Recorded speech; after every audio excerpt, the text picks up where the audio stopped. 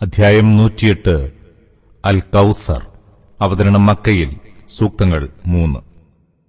ആദ്യ സൂക്തത്തിലെ അവസാന പദം തന്നെയാണ് അധ്യായനാമം.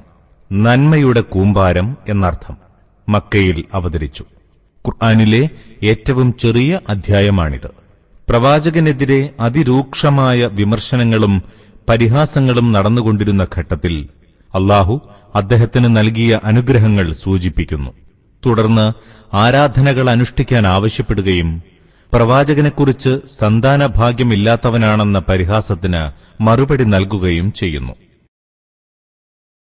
ബിസ്മില്ലാഹിർ റഹ്മാനിർ റഹീം. നിനക്കു നാം ധാരാളം നന്മ നൽകിയിരിക്കുന്നു. അതിനാൽ നീ നിന്റെ നാഥന് നമസ്കരിക്കുക, അവന് ബലിയർപ്പിക്കുക. നിശ്ചയം നിന്നോട് ശത്രുത പുലർത്തുന്നവൻ തന്നെയാണ് വാലറ്റവൻ.